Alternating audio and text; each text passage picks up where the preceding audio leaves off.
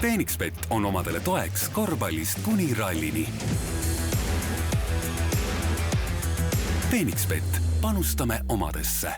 ERC sarja Rootsi ralli esimene täispikk päev on lõppenud ja kui oli enne seda mõni inimene rallimaailmas või üldse mõni spordisõber Eestist ka, kes ei teadnud Jaspar Vaheri nime, siis nüüdseks peaksid nad kõik teda teadma, sest et selle päeva lõpuks 19-aastane Jaspar Vaher juhib seda rallit, juhib seda väga nimekate meeste ees.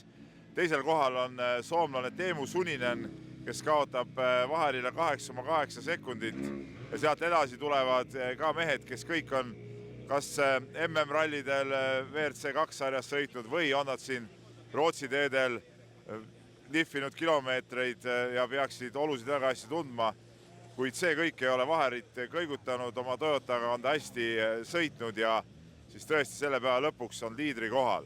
Ja vaatamegi nüüd esimese asjana, mida Vaher selle päeva kokkuvõtteks rääkis. Jaspar Vaher, pikk päev on läbi, ikka ralli liider, tunned rõõmu sellest päevast?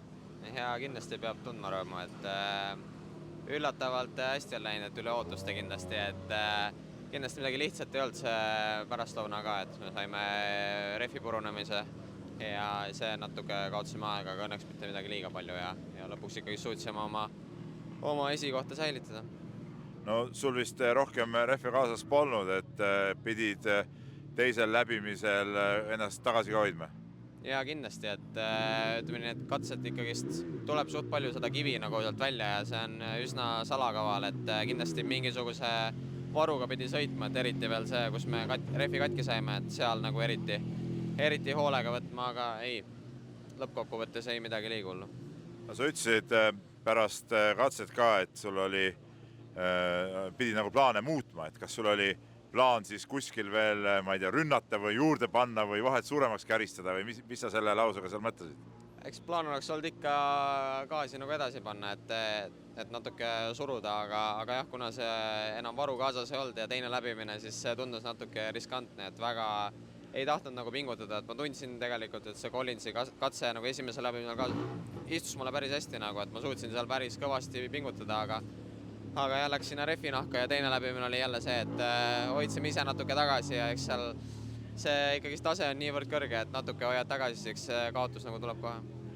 No seal on katse lõpusöögi kuulus see Collini hüpe ka, et kuidas sulle sellised pikad hüpped meeldivad, et autos need ei ole vist kõige mugavamad?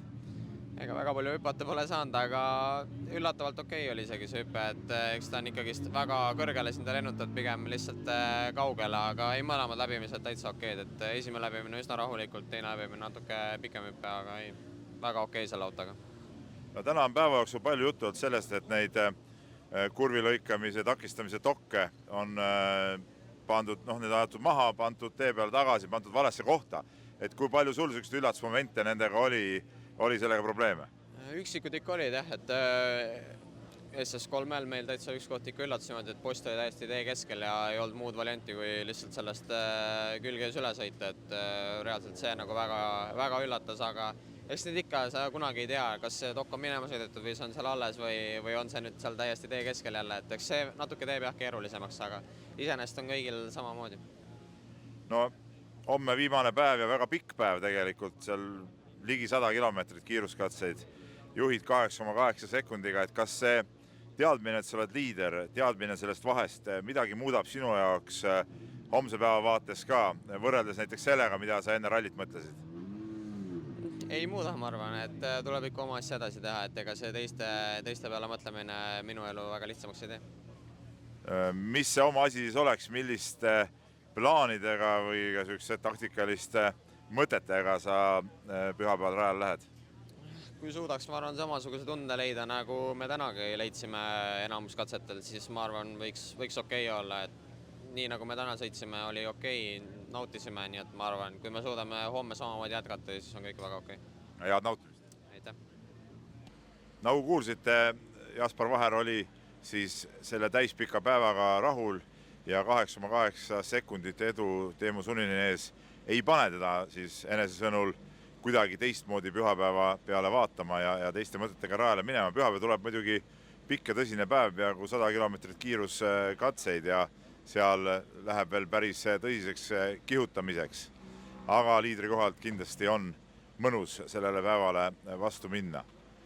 Teise eestlasena oli rajal Joosep Ralf Nõgene. Lõunapausilt läks ta ära veel 6. kohal või lõunapausil läks ta 6. kohal. Lõunapausilt ära minnes teenis ta 50 sekundit trahvi, kuna 5 minutit hiljem mindi siis rajale ja kohe nüüd vaatamegi, mida ta ise räägib, millest selline viivitus tekkis. Joosep Ralf Nõgene teisele ringile milles 5 minutit hiljem starti 50 sekundit kaotust, mis juhtus? Ega ma hetkel ise ka päris täpselt ei tea, mis juhtus, et nii palju tean, et autot ei jõudnud mehaanikud valmis, et seal taga vasakus, taga paremas nurgas oli vist õõts oli niivõrd palju pihta saanud, et kui mehaanik hakkas seda käänmiku külge tagasi panema, et ta vist, mulle tundus vähemalt, ei tahtnud sinna väga külge minna ja siis tekkiski seal error ja siis sellest ka see ajaline karistus, et jah, hetkel ma kõiki detaile ei tea, aga eks ta oli tegi päris kurvaks korra, jah.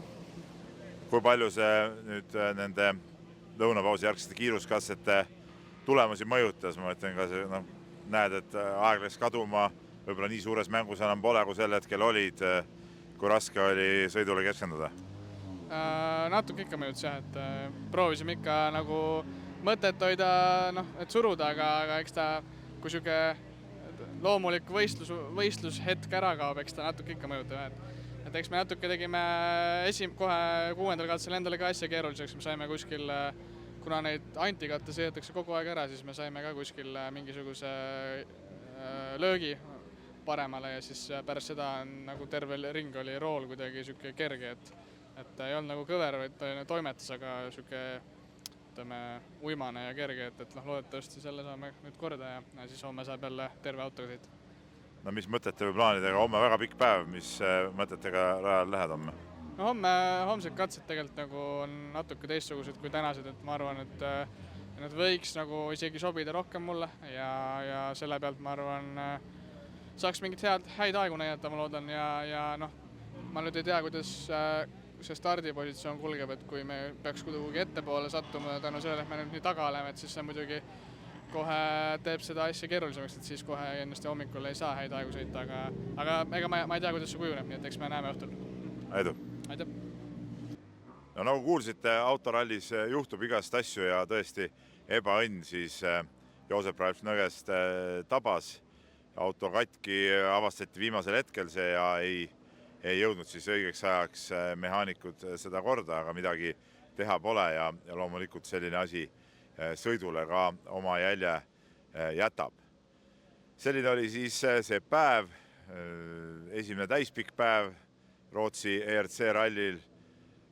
Homme pühapäev, veel pikem päev ja veel tõsisem päev ja siis saame juba teada, kas Jaspar Vaher liidrikohal sõites suudab oma edu hoida ja võitu kindlustada või Teemu Suninen, lähim jälitaja, siis suudab teda ohustada.